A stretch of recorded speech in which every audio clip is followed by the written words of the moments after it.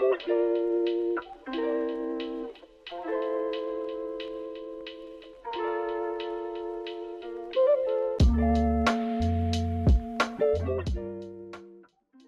brief history of British Trotskyism. A plethora of groups with one real purpose: to confuse and disgust the working masses and keep them away from genuinely revolutionary politics. Despite their apparent differences, what every Trotskyite organisation has in common is the role it plays in bolstering British imperialist rule by fracturing and diverting the resistance of the masses. Moreover, by presenting a ridiculous caricature of Bolshevik organisation and analysis, they successfully repel large numbers who would otherwise be drawn into revolutionary politics. We reproduce an article published in Lalkar in 1986 in order to enlighten our readers about the history of the various Trotskyite counter-revolutionary outfits, some of which have changed their names, the latest incarnation being the so-called Revolutionary Communist Party, RCP, which is being promoted by the ruling circles in opposition to the CPGB-ML. With news of the expulsion from the Labour Party of members of the so-called militant tendency on an almost regular basis, it is timely to look at just what the history of Trotskyism has been in Britain since 1932. It was then that Reg Groves was expelled from the Communist Party of Great Britain and went off to form the Balham Group, Britain's first Trotskyist organisation. After about 5 years, this Trotskyist movement had managed to muster up about a dozen members. By 1938 there were a few other small groups, and from the mid-1930s they fought against the formation of a People's Anti-Fascist Front. It could already be seen that these Trotskyites, who professed to support socialist revolution and the labour movement as a whole, were a severe hindrance to both.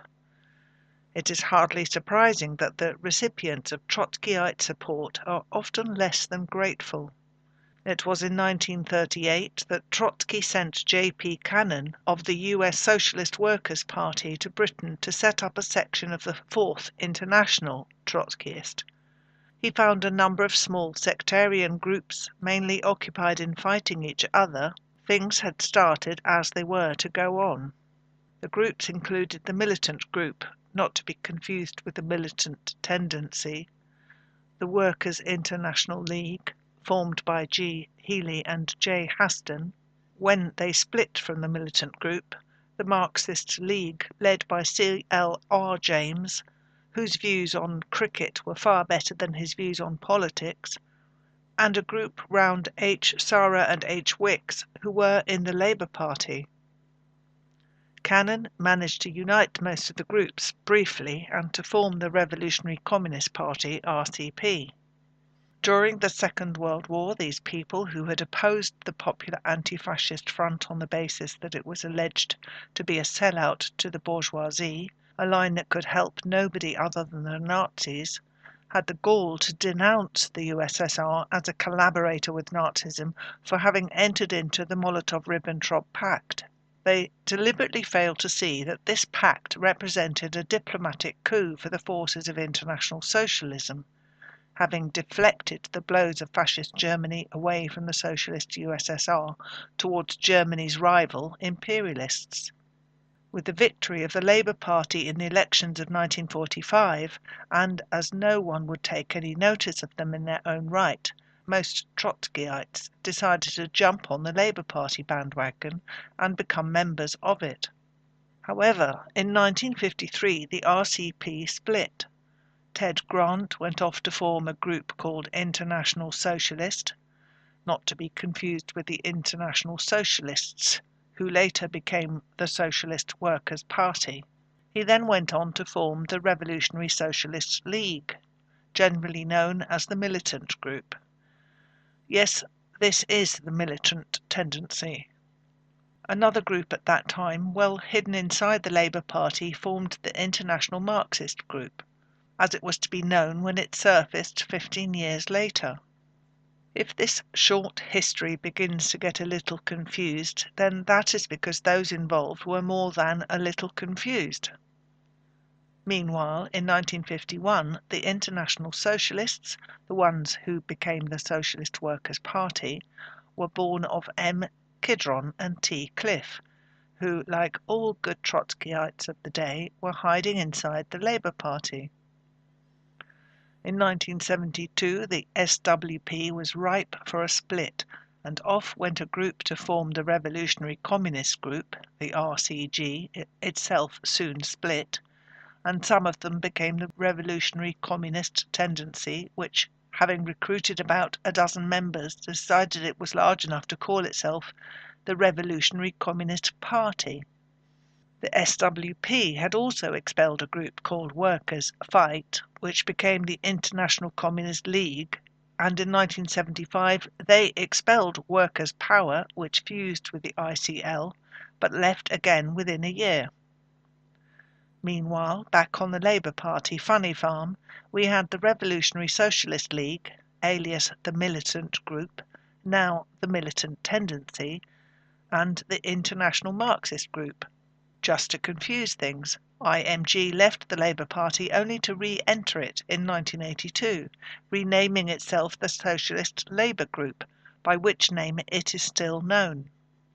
Now, the original Revolutionary Communist Party, the one led by Jerry Healy, which was originally the Workers' International League, not the one that used to be the Revolutionary Communist Tendency, changed its name first to the Socialist Labour League and then to the Workers' Revolutionary Party, the WRP. A small splinter left the WRP in 1971 to form the Socialist Labour Group. The WRP expelled A. Thornett in 1974. He formed the Workers' Socialist League, which later joined forces with the International Communist League to form the Socialist Organiser Alliance in 1982. About 2 years ago, the SOA expelled some of its members, who in turn formed Socialist Viewpoint. Last year, 1985, the WRP split, and both factions still insist that they are the true WRP. For completeness, one more group should be mentioned, the Spartacists. They did not emerge from a split with anyone because they are an American import whose main activity is going on demonstrations with banners bearing catchy slogans like "Drive out SDP Fifth Column," "Labour Party can betray without CIA connections," "Smash NATO, defend USSR." In case you were wondering why Trotskyites call for the defence of the USSR, this defence is of the usual Trotskyite kind, in that the Spartacists also call for political revolution to overthrow the Kremlin bureaucracy. All in all, it is ironic that these groups, who have a long history of expelling everyone, regularly find themselves being expelled from the Labour Party, in which they should not have been in the first place if, as their names suggest, they are revolutionary, Marxist, internationalists, etc. Are they in a strong position to accuse others of conducting a witch hunt against them? Let he who is without sin cast the first stone.